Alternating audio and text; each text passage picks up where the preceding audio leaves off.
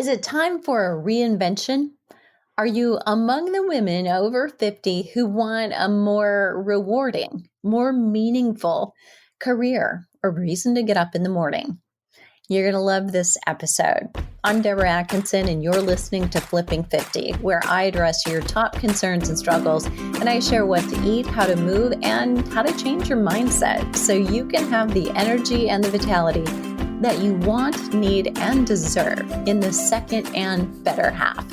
And my guest today is Pam Sherman.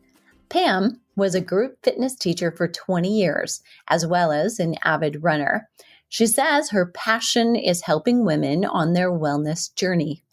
4 years ago, life took her out of the fitness classroom and inspired her to share her message, "Your health is your wealth," with as many people as possible. Pam, thanks so much for being here.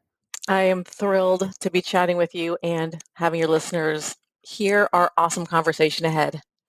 Yeah, so we should let everybody know. So this literally was you never know who you're going to meet on social media platforms, right? That's really how we got connected.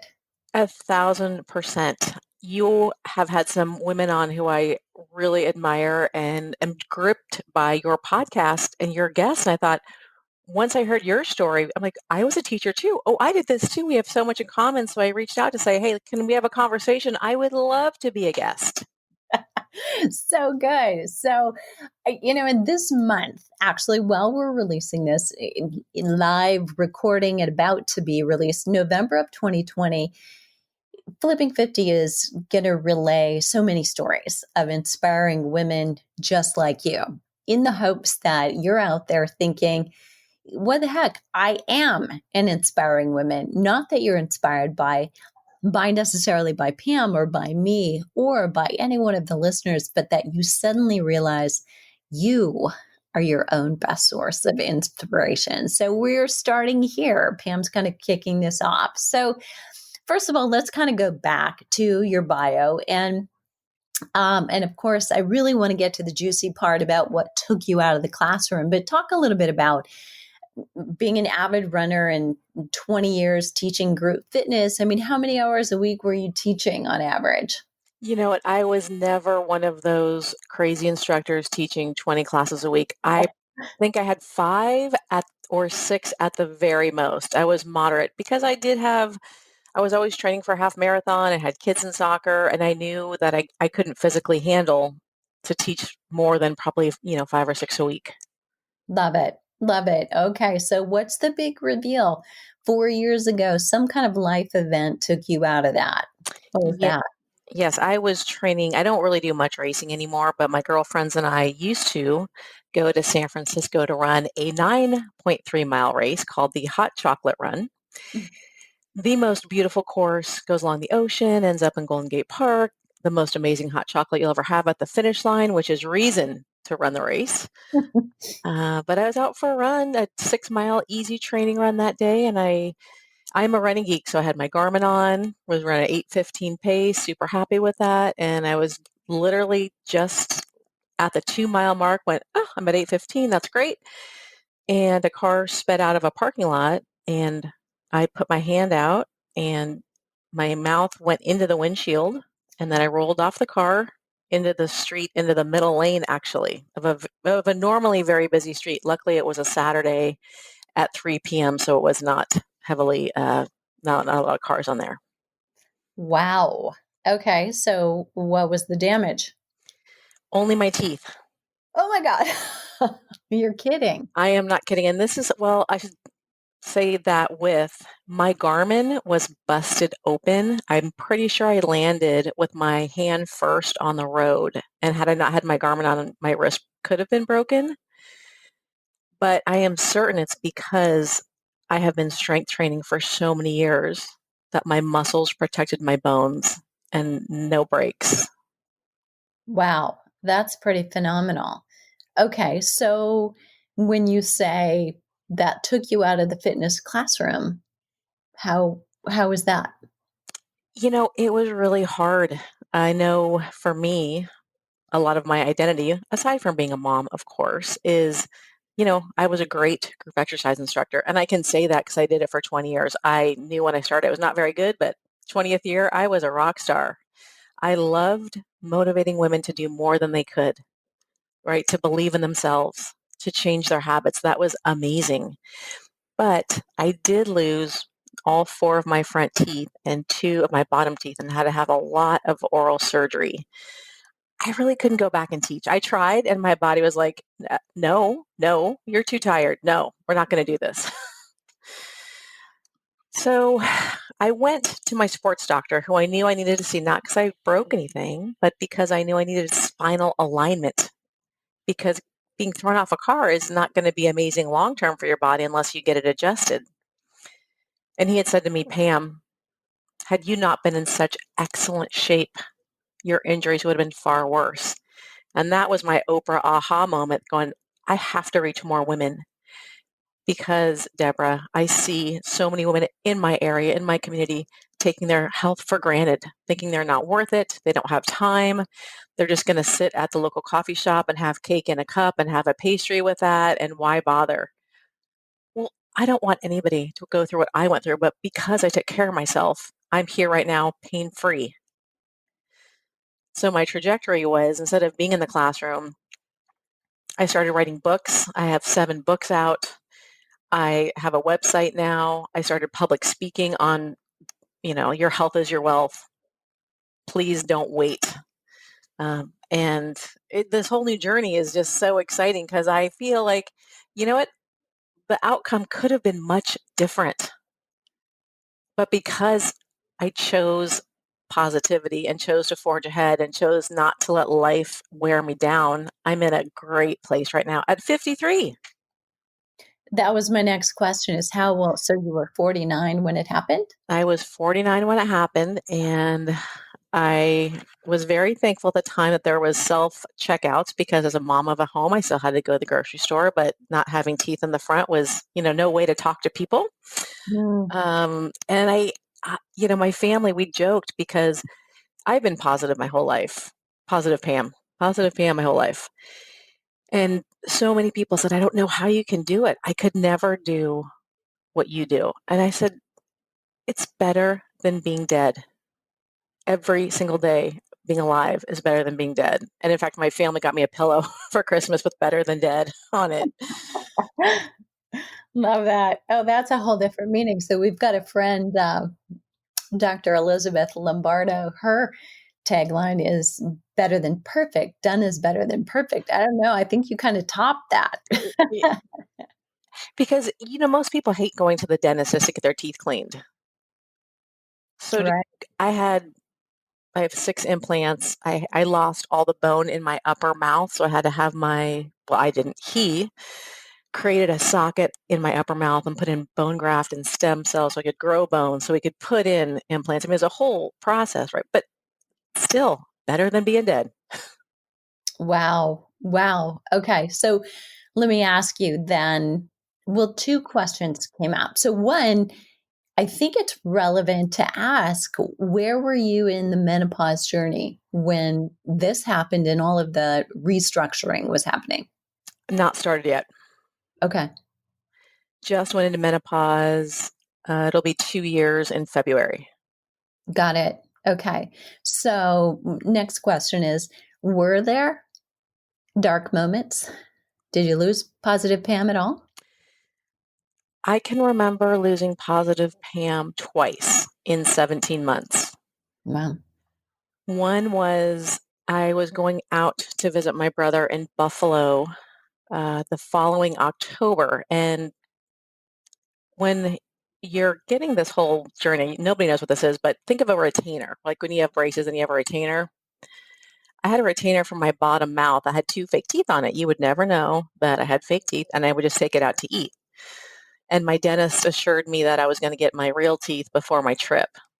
And I didn't, and that just crushed me. And that was a great lesson though, because it taught me not to have expectations. Hmm. My family didn't care that I had to take my teeth out to eat. It's literally no big deal. But to me, it was a big deal. And then the other time was I got hit in December, my periodontist said, we have to wait until March to take a 360 x-ray of my whole head because I don't know what the damage is and you might still have teeth fall out. And if we're not able to give you teeth, you might have to be in a bridge forever. And I went into the car and had a good cry. And that was it. Mm. Wow. Yeah, the rest was, my life has been amazing since then. I never would have written any books. I got a chance to go over to London to speak at the Best You Expo, a health and wellness expo. That was super cool and amazing.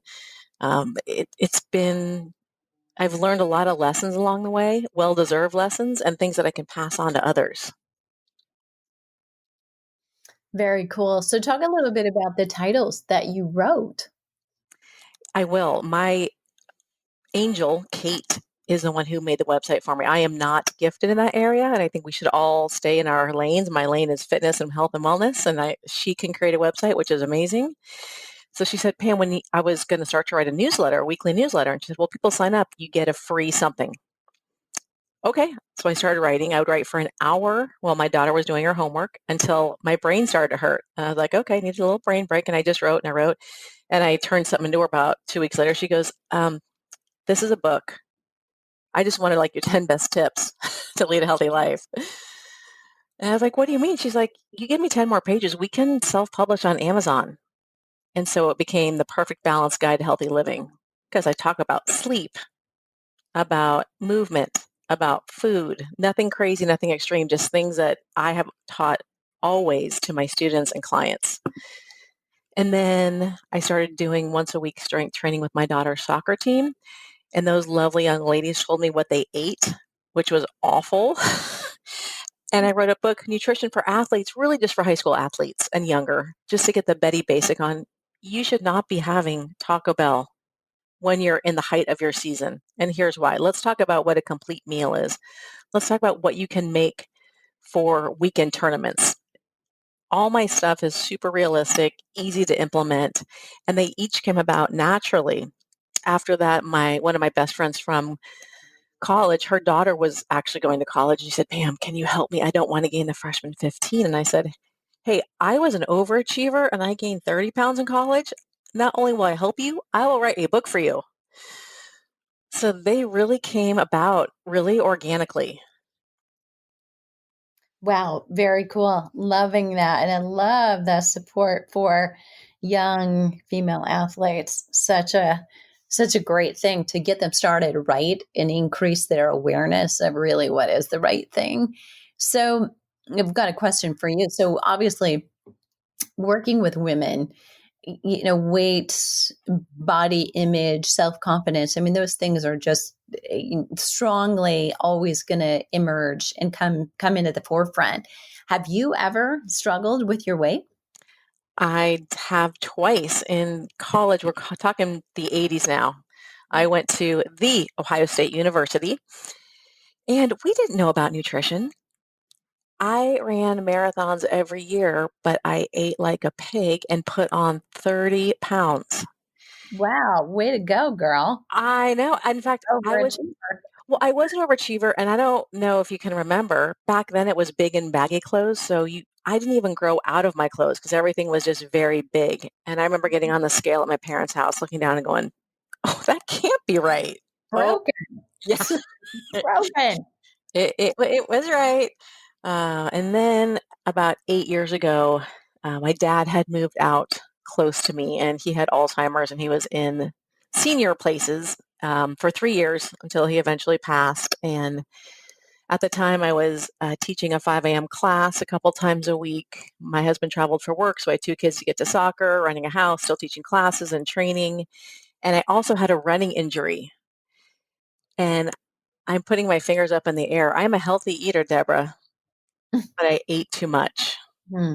I wasn't having wine and brownies every night. And I was super stressed. I mean, watching your parent decline and then die, and my brothers weren't able to help me out or support me. It was a really rough time. And again, I reached the point where I'm like, I can't live like this. Got on the scale and went, okay, let's go. Time to change. Wow. Okay. So now, though, fast forward, you're kind of over that, through that. What if there is right now is a challenging part of your lifestyle now? Deborah, I live in Disneyland with rainbows and unicorns.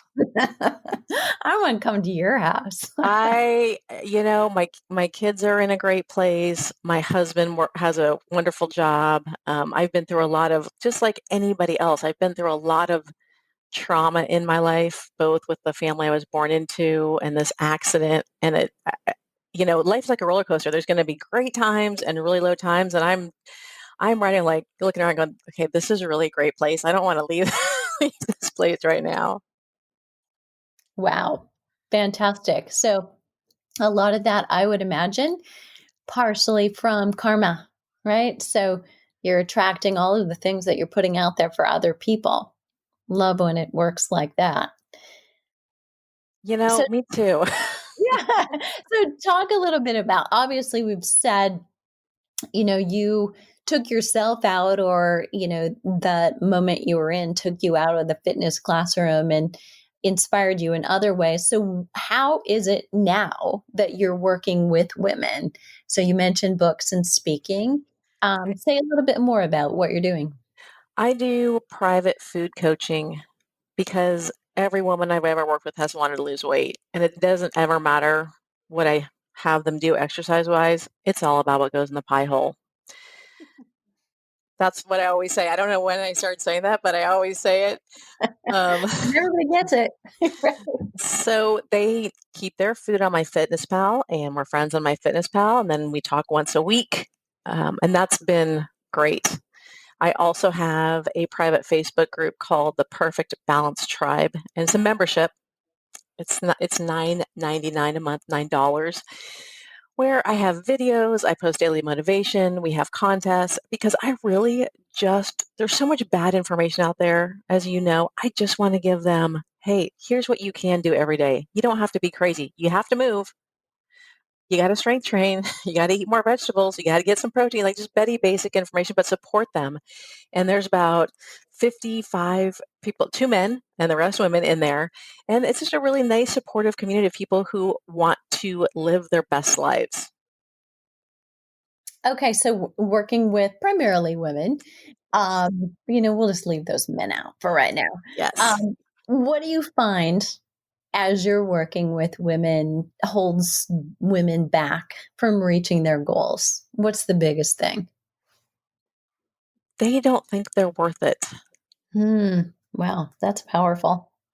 They have been taking care of everybody else, their families, right? Kids, pets, husbands, partners, wives, friends, family. As in our age group now, a lot of parents are declining, and they don't even put themselves on their to-do list. And here I am come marching along saying, not only do you have to do that, you've got to put yourself at the top of your to-do list.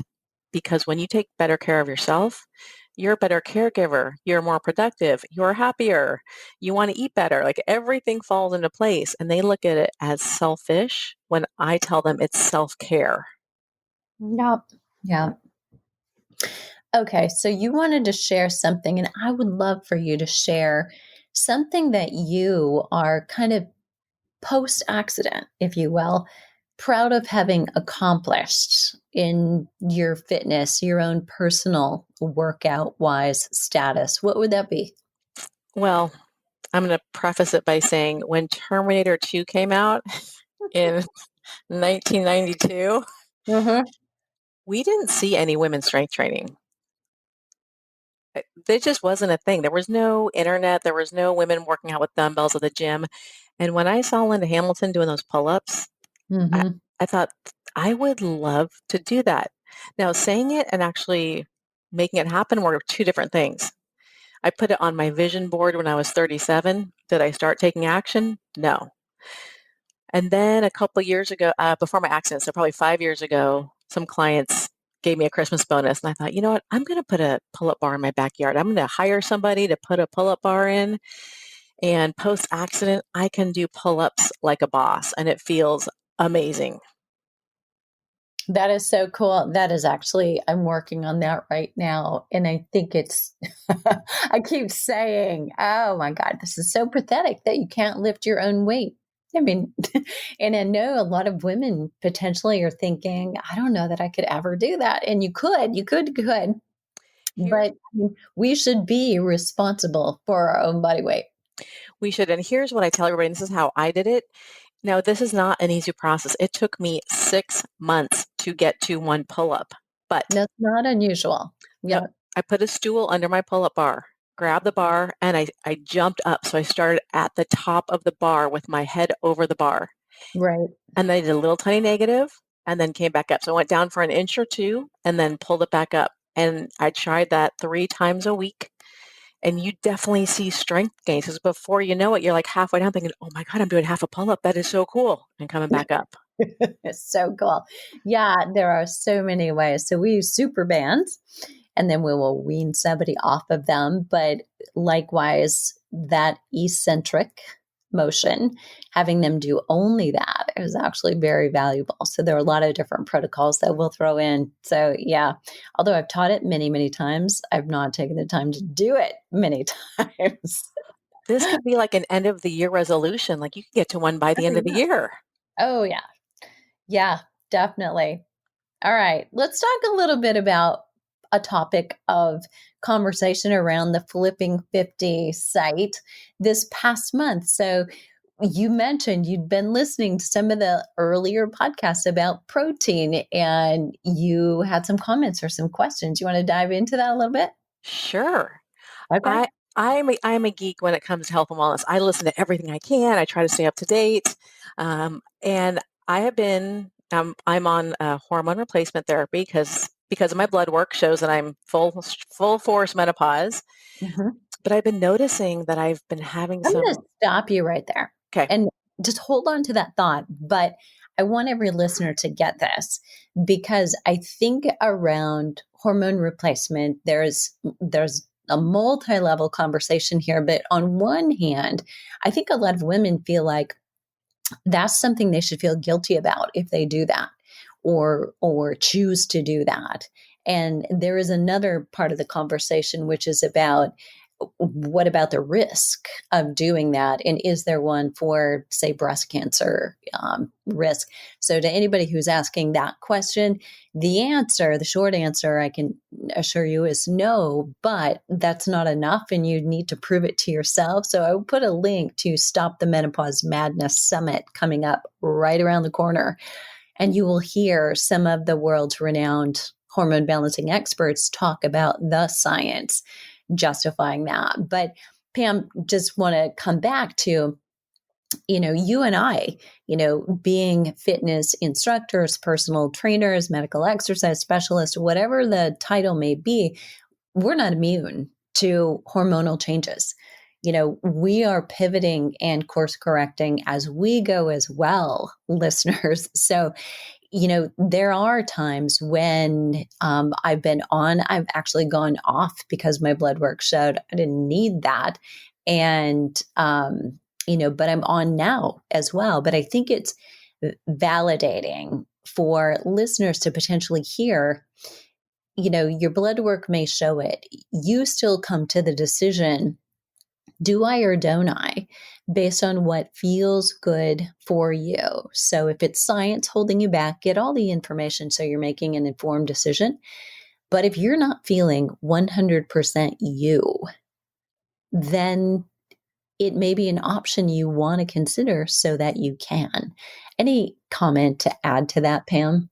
yes, I am a little granola girl at heart, and probably a year into taking my meds, I thought, oh, I don't want to do this. I just want to go the natural route. I'm going to throw them away and see an herbalist, which I did. And she's like, oh, you shouldn't be on these. They're terrible for you. So she set me up with whatever her little remedy was. And this is before COVID, and my husband used to travel a lot for work, and he was gone this whole one week in particular. I could not get off the couch. I was depressed. I was not happy. And I am like literally positive Pam. I want to say 9 days out of 10. Like I am happy. I wake up happy. The whole day's great. And I thought, oh my God, what is wrong with me? And I thought, oh, dummy, your body needs to be in balance. And you took yourself off the things that keep you in balance. Called back my pharmacy, said, I will never do this again. Can I please have a refill of all my medications?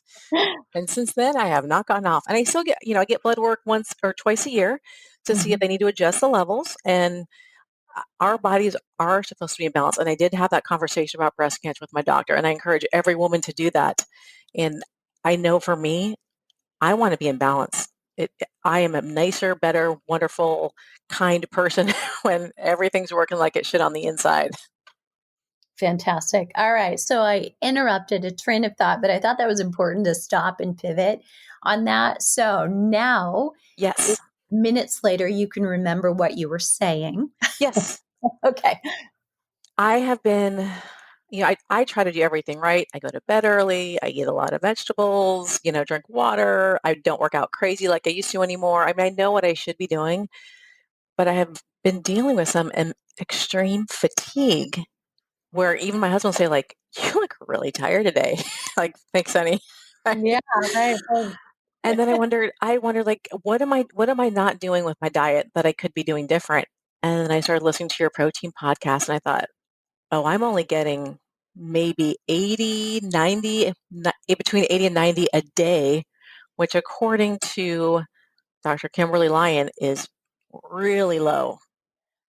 Yes. And just easy correction, Dr. Gabrielle Lyon. So, But I'm sorry. Yes. Sorry. yeah, it is really low. So from research since at least 2008, so that's really when it became mainstream, you're shooting for about 30 grams a day. And a lot of that research was done, and you'll find these two names on a lot of the authors' lists for research that's out there on PubMed. If you're looking up, muscle, you're looking up longevity, you're looking up aging, you're looking up sarcopenia. But Douglas Padden Jones and Blake Rasmussen, both out of University Texas Medical Branch, began researching. And the two of them, actually, I met in 2013 at a protein symposium, because HNB, which really is in products for aging adults, things like Ensure, or Boost, that are given in hospitals to frail and elderly who are at bed rest. The HMB that supports protein synthesis, meaning using the protein we eat to the use of our muscles, was founded or created, discovered, invented at Iowa State University, where I then was a senior lecturer in kinesiology. Wow. Yeah, so long tail story, but the Dr. Gabrielle Lyons is kind of also in this small group. We'll have another expert on in December who I could not get on during our protein month. That they make up a very small community of protein researchers, those who are interested in also aging and longevity, as well as, I think this is really interesting and important for listeners to get, that the RDA, the quote unquote gold standard, really is no longer the gold standard. Even registered dietitians, and powers that be in protein and aging will all agree, sitting at a table, that those RDAs are nothing for anyone who wants to be healthy and thrive in 2020 and beyond. And they've been saying that for over a decade now. It's just not so mainstream because it takes, pardon my French, a hell of a lot and a hell of a long time to change any governmental guideline. It's not going to happen in our lifetime, folks. But if you want to feel good, you're not using that as your gold standard of where you need to be daily. And Deborah, how much do you get a day? So the easy calculation is, a gram per pound of ideal body weight. So I get a minimum of 90 grams, shooting for 30 per meal. But obviously, I don't weigh 90 pounds ideally. Let's hope not. Right? I know. Yeah. So, I'm shooting for 120. When I've been listening, I probably listened to three of her after your podcast with her. I've listened to two more. Yeah. And what fascinates me and makes like it's clicking in my head, her geriatric studies of in old folks' homes where these older adults don't have any muscle tone. Yeah. And if we want to prevent that, we have to actively eat to prevent that and strength train, of course. So we don't ever get there. Right. Right. And for those who right now, there has never been a more pivotal time for even those of us who are active. There are only 30% of people who belonged to a gym before COVID and the pandemic who are going back.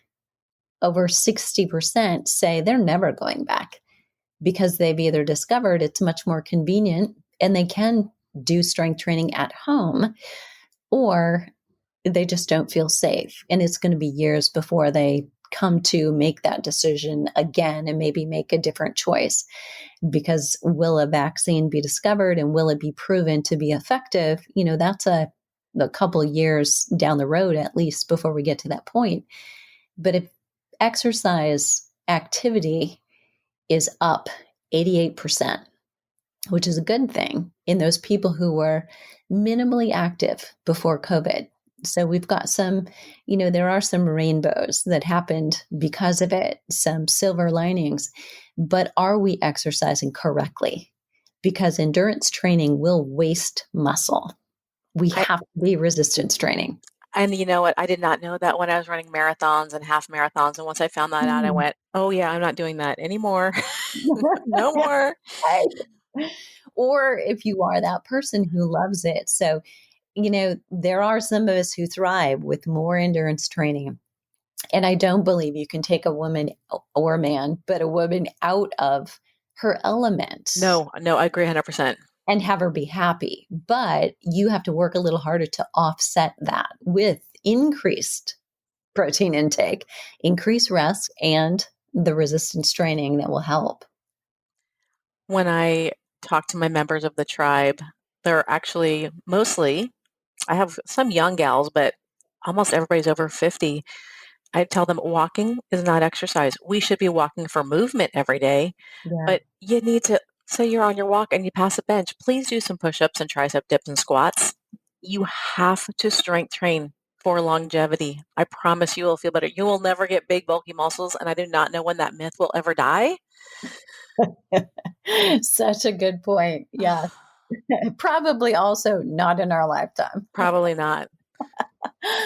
Okay. So I'm so glad we hit on that topic because, again, I think it points to, all right, we're in it, but we are not immune to needing to course correct for ourselves.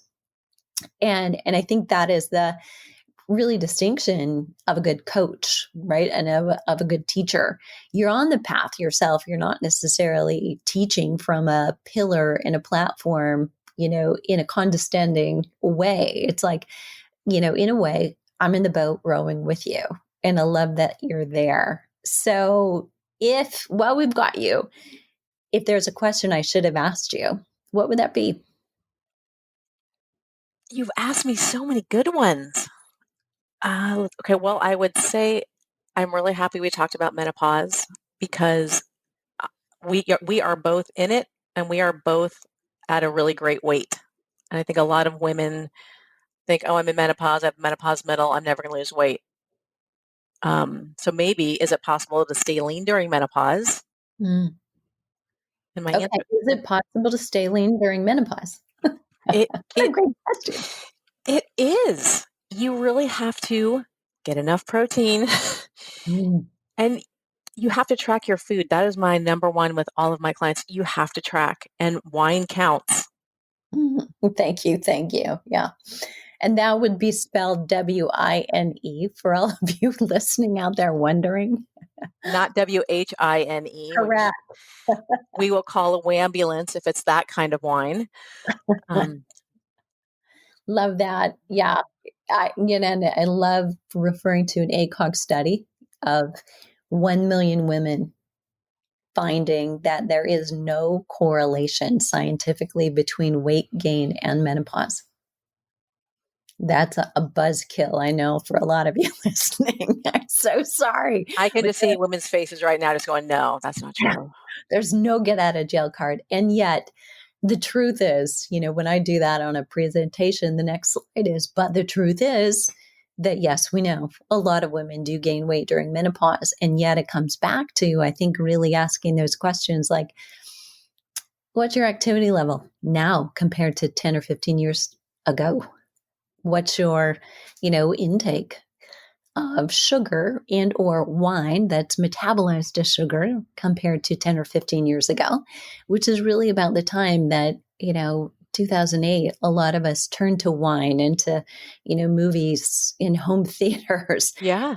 after, feeling like we were needing to nest at home. And a lot of that happened. But the reality is our activity level doesn't compare. Our stress level doesn't compare in the opposite direction. And we socialize more with our food and comfort with it. Great end question. Okay, where can listeners find more Pam? Well, for women that want to work out at home, please check out my YouTube channel. It's The Perfect Balance, and I would love it if you subscribed. They're all home workouts. A lot of them are body weight only.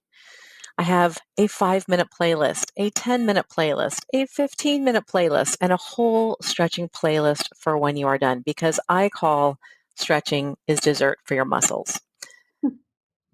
Super good. Love, love, love that. Pam, thanks so much for being here. I am so thankful to have you on. And I think we could talk again and again and again. There's so much to cover, but my tagline for all your listeners is your health is your greatest wealth. So love it. Listeners, if you have a question that you think we didn't answer, you can leave that below the show link today at flipping50.com. Show notes will be at /Pam. How easy is that? And if you feel like Pam without the life incident or accident, but you feel compelled to encourage other women on a health journey so they can achieve their goals and dreams, now is the time. So reach out to support@flipping50.com and let our team know you want a little bit more information about the next free training that I'm teaching about becoming a health coach and personal trainer in 2020 and 21 without spending years getting a certification or a degree. So what are you waiting for? Start flipping 50 today.